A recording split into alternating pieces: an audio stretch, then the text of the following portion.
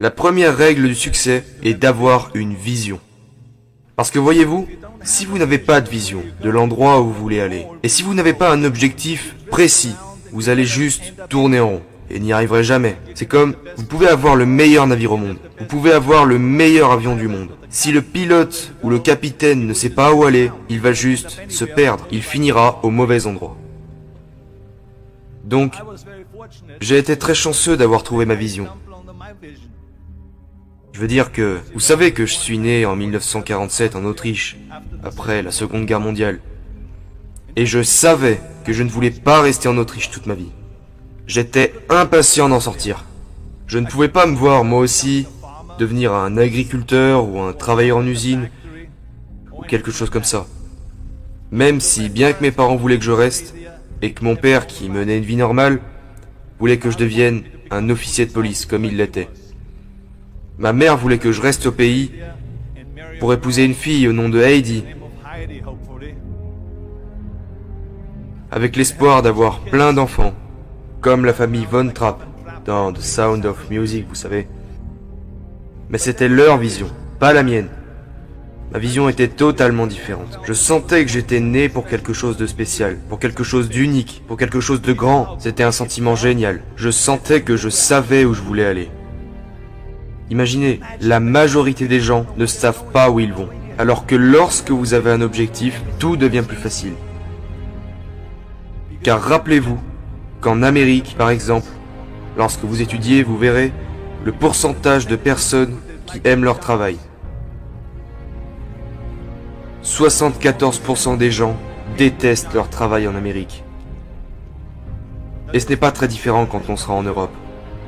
La majorité des gens n'aiment pas ce qu'ils font. Parce qu'ils n'ont jamais eu de but qu'ils auraient pu suivre. Ils vagabondent juste sans but.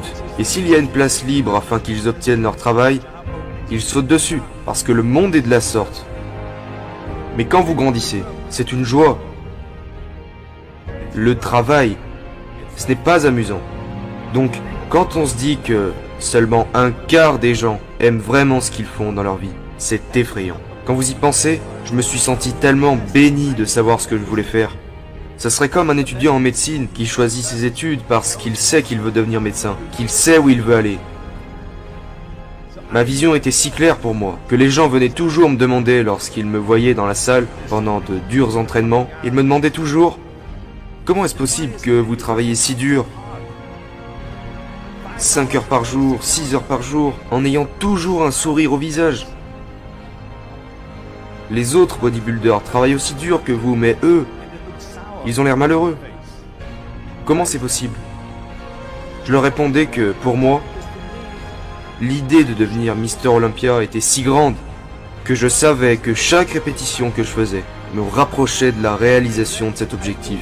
Cette vision se transformait un peu plus en réalité à chaque série que je faisais, à chaque répétition, chaque poids que je soulevais me faisait faire un pas de plus vers la réalisation de cet objectif en réalité.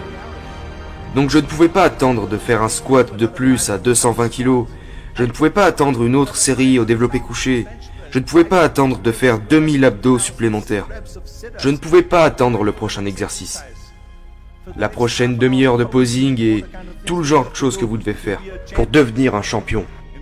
À l'âge de 20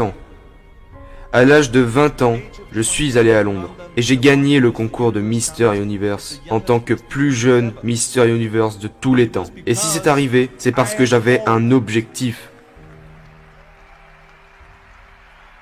Alors laissez-moi vous dire quelque chose. En visualisant votre objectif, les choses deviennent amusantes. Vous devez avoir un but. Peu importe ce que vous faites dans la vie, vous devez avoir un but. C'est la règle numéro 1. Avoir une vision. La règle numéro 2 est de ne pas écouter les haineux. N'écoutez pas les défaitistes.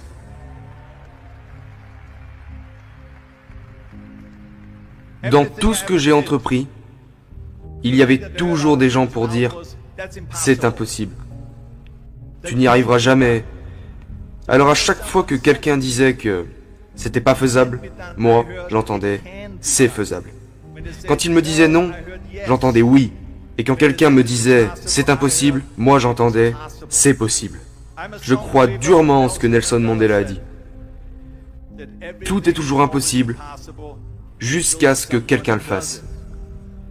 Donc, je veux être cette personne qui le fait. Je veux leur montrer qu'ils ont tort. Peut-être que ça n'a jamais été fait avant. Très bien. C'est parfaitement pour ça que je vais le faire. Et je n'écouterai jamais ceux qui s'y opposent. Je pense que la troisième règle dont je vais vous faire part est la plus importante. Bouge-toi le cul. Il n'y a pas de secret. Il n'y a pas de magie là-bas. Vous ne pouvez pas tricher. Vous devez travailler. Travailler et travailler. Ça me rend complètement fou quand les gens disent qu'ils n'ont pas assez de temps pour aller à la salle 45 minutes par jour ou faire quelque chose pendant 45 minutes à 1 heure par jour pour s'améliorer physiquement, mentalement. Vous pouvez imaginer lire 1 heure par jour.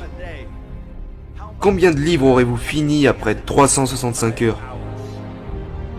En 1 an. Imaginez que vous lisez des études sur l'histoire des musiciens et compositeurs. Tout ce que vous saurez à la fin. Imaginez si vous travaillez sur votre entreprise et quelques affaires que vous voulez développer chaque jour pendant 1 heure. Imaginez à quel point vous pourriez en tirer des résultats. Et ils me rendent fou parce que nous avons, vous savez, quand les gens disent qu'ils n'ont pas le temps, nous avons tous 24 heures par jour. Nous dormons 6 heures, donc il nous en reste 18. Mais je vois déjà arriver la personne qui vient pour me dire « Oh, mais moi, il me faut 8 heures !» Bah, dors plus vite.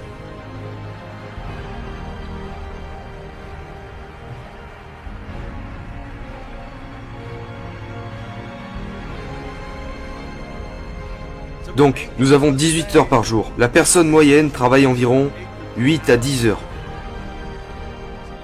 Supposons qu'elle travaille 10 heures. Il lui reste donc 8 heures. Vous êtes sur le trafic, disons, 1 heure par jour, peut-être 2 heures par jour. Après ça, vous avez encore 6 heures de temps libre. Que faites-vous avec ces 6 heures? Qu'est-ce que vous en faites? Alors oui, nous devons manger. Peut-être que vous parlez un peu avec les gens et tout ça.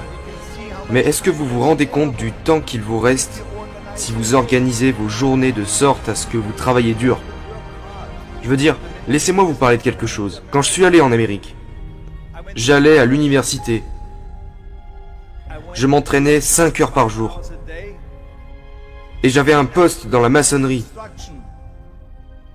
Parce qu'à cette époque, il n'y avait pas beaucoup d'argent dans le bodybuilding. Et je n'avais pas l'argent pour des compléments alimentaires ou quoi que ce soit. C'est pour ça que je devais travailler en tant que maçon. J'allais à l'université, je m'entraînais 5 heures par jour. Et le soir, de 20 heures à minuit, je prenais des cours de théâtre 4 fois par semaine. Je faisais toutes ces choses. Je ne laissais pas une seule minute se dépenser mal à propos. Je suis devenu très ami avec Mohamed Ali dans les années 70. Mohamed Ali s'est vraiment bougé le cul. Et j'ai pu le voir de mes propres yeux à l'entraînement. À un moment, un coureur sportif était présent lui aussi dans la salle, pendant qu'il s'entraînait. Ali était en train de faire des abdos, quand le coureur s'est approché et lui a demandé « Combien d'abdos faites-vous, monsieur Ali ?» Et Ali répondu « Je commence à compter que lorsque ça commence à faire mal. » Pensez-y, il commence à compter que lorsqu'il commence à ressentir la douleur. C'est ça, travailler dur. Et donc, vous ne pouvez pas faire autrement que bosser. Et je crois en ce que Ted Turner a dit. Il a dit, couchez tôt, levez tôt, travaille comme un malade et fais de la pub.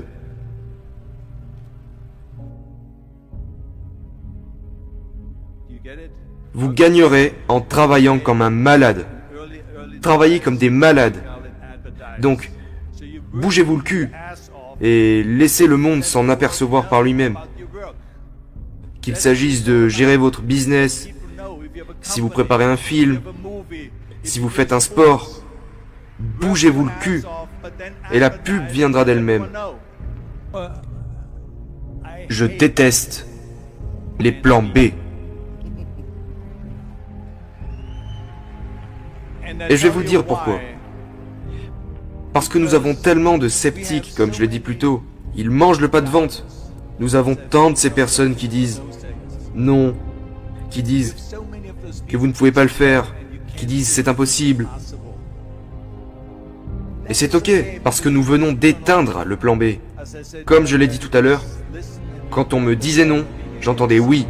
Quand on me disait tu ne peux pas y arriver, j'entendais tu peux y arriver. Parce que je devais rendre ça possible.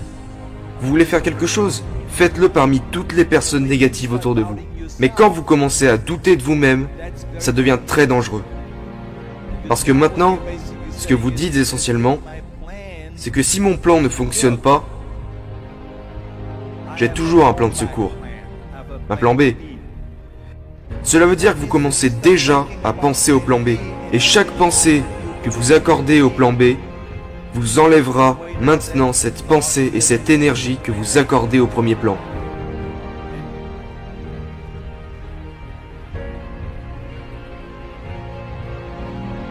Et il est très important de comprendre que nous fonctionnons mieux s'il n'y a pas d'issue de secours. Parce que le plan B devient une issue de secours. Il est dit que si j'échoue, ou que je tombe, au moins je suis en sécurité avec ce plan B. Mais ce n'est pas bon. Parce que les gens ont de meilleures performances quand ils n'ont pas d'issue de secours.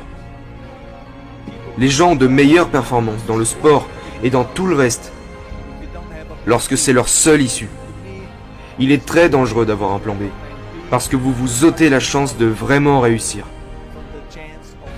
Et la raison, l'une des principales raisons pour laquelle les gens veulent avoir un plan B, est qu'ils ont peur d'échouer, et se disent « Si j'échoue, je n'ai plus ma chance autre part. » Bien, laissez-moi vous dire quelque chose. N'ayez pas peur de l'échec, parce qu'il n'y a rien de mal à échouer. Vous échouez pour grimper les échelons. Il n'y a personne qui n'a jamais échoué. Nous perdons tous. Et c'est ok.